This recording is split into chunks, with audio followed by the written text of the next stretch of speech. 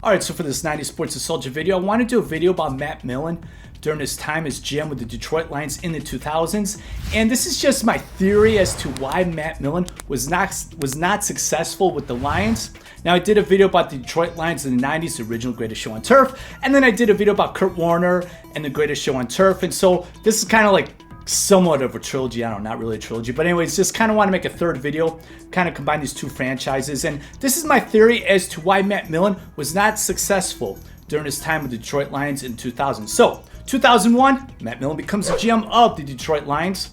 And at the time, this perhaps might have been the most high-profile hire for the GM position ever. And that's just because Matt Millen, he was a broadcaster, didn't have any executive experience prior to taking the GM job in 2001. And he was like the part of the number two broadcast team on Fox behind Pat Summerall and John Madden, him and Dick Stockton were the B team, if that's what you want to call it. And when John Madden was going to retire or, move on or whatever, Matt Millen was going to be part of that A team, be the number one color analyst, broadcaster for Fox. So in 2001, Matt Millen becomes the GM of the Detroit Lions. And near the end of his time as broadcaster on Fox, in 1999, the St. Louis Rams, they come onto the scene, the Greatest Show on Turf. Now, yes, in 1998, Minnesota, they broke a record for most points in a season. And I know, yes, the Vikings, they did score more points, but this Rams offense, it was just different with just so much motion, the timing, the rhythm, how everything was like a machine. And it was just something like spectacular to watch. It was like different than the Vikings when they had their record-setting season in 1998. But anyways, during 1999, the Rams, they were expected to not be very good. So they kind of had like the lower-level broadcast teams. I don't know how to explain it, but anyways. John Madden and Pat Summerall, they weren't going to do those games. And neither was Dick Stockton and Matt Millen. So when the Rams started to be good, the John Madden team, the Matt Millen team, they started doing more of these Rams games, more and more. So Matt Millen, whenever he did like a Rams game, whenever he did it, he just seemed so like infatuated, so excited to like do these Rams games, and was really praising the Rams offense. And that always stuck with me. So then in 2001, Matt Millen becomes a GM. So the Detroit Lions, their third game of the 2001 season. This was the first game where Detroit was going to play in front of a national audience.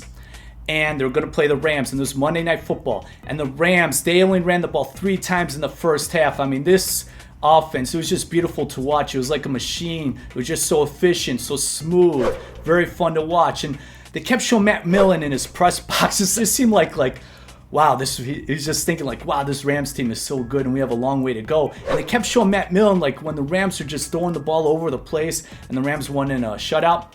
So anyways, with that said, my theory is that because of Matt Millen's 2 years broadcasting a good amount of Rams games in 1990 and 2000, and then him being the GM in 2001 and just seeing all those shots of Matt Millen's press box and that Monday Night Football game, it just seemed to me that like Matt Millen tried to build his Detroit Lions like the Greatest Show on Turf, and it just didn't work out. Now 2001, he had a decent draft with Jeff Backus, Dominic Raiola, and Sean Rogers. I mean, Sean Rogers, pretty good defense tackle, really good in the middle there. And they had 2 stars on offensive line on Dominic Raiola and Jeff Backus. But then 2002, they got a quarterback. But then in 2003, they drafted second overall, Charles Rogers, ran under the 4.3 40. Matt Millen, he said like on an Outside the Lines report that he ran like a sub 4.3, and only like a dozen guys in the NFL can do that. He's saying that's world-class speed. Then for the 2004 draft, he got Roy Williams. Roy Williams could run a sub 4.4 40. He was big. He had good length. He had one really good season, but it didn't quite work out for the Lions. And then also, during that same draft, they also drafted running back Kevin Jones, who had a really good rookie season, but then couldn't quite replicate it, mainly due to injuries. And 2005 season, they drafted another wide receiver in Mike Williams. Mike Williams, 6'5". He had to sit out a year because he tried to declare himself eligible after his sophomore year, which was something he couldn't do, basically, and it didn't work out for Mike Williams. So it was 3 years. They had 3 wide receivers, and they had Kevin Jones. Matt Millen was like the anti-Ron Wolf. Like Ron Wolf, when he was at the Packers, he never drafted a wide receiver or running back in the first round. That's just his philosophy. Some people learned under him. His disciples, like Ted Thompson, never drafted a wide receiver, never drafted a running back in the first round. Other guys like John Schneider, I think he only drafted 1 running back ever in the first round, that Rashard Penny. Reggie McKenzie, someone else who learned under Ron Wolf. And the Green Bay Packers, he only drafted one wide receiver ever in the first round, Amari Cooper. And then John Dorsey, I don't think he ever, sorry I didn't look this up prior, but I don't think he ever drafted wide receiver or running back in the first round. But anyways, I'm getting off track. I just want to say Matt Millen's like that for that those 3 years of that draft. Matt Millen was like the anti-Ron Wolf, Green Bay Packers philosophy, not drafting any wide receivers and running backs first round.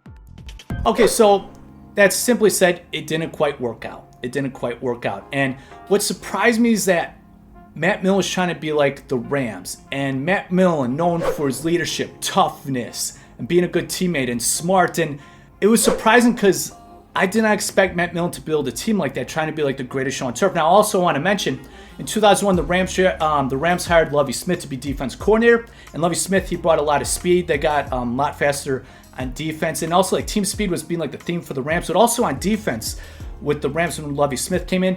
And two picks that are notable that Matt Millen made a second round on his time were Teddy Lehman and Boss Bailey, who were fast linebackers, athletic, but it just didn't quite work out. And Matt Millen trying to be like the greatest show on turf, trying to be like the Rams on defense, trying to build more team speed, just didn't work out. That's just always been my theory why Matt Millen failed. He didn't build a team I expected him to. Basically, he tried to like build a team that he's not familiar with. Try to build it like the greatest show on turf, and it just didn't work out. Now you could argue that was injuries, but simply put it, though, he didn't draft the right players, and that's the best way to honestly put it. The NFL Network of Football Life of Matt Millen. Now, later on, it was said, like, his son was saying, like, for the 2005 draft, you know, DeMarcus Ware, they're talking about DeMarcus Ware was his guy, but they wound up taking Mike Williams, another wide receiver. And, you know, DeMarcus Ware, he seemed like a Matt Millen type of guy, but the theme about that NFL Network of Football Life of Matt Millen was, like, being a good teammate, and that, you know, teamwork, you know, being part of the team. It's all about the team. And, you know, it's all about how Matt Millen tried to be a team player in those draft rooms. But I always thought, like, Matt Millen, those 2 years broadcasting the St. Louis Rams, a good amount of games. And then in 2001, that Monday night game, just always seeing those shots of Matt Millen while the Rams are just being so smooth on offense. That somehow made Matt Millen try to make his Detroit Lions be like the St. Louis Rams, the greatest show on turf.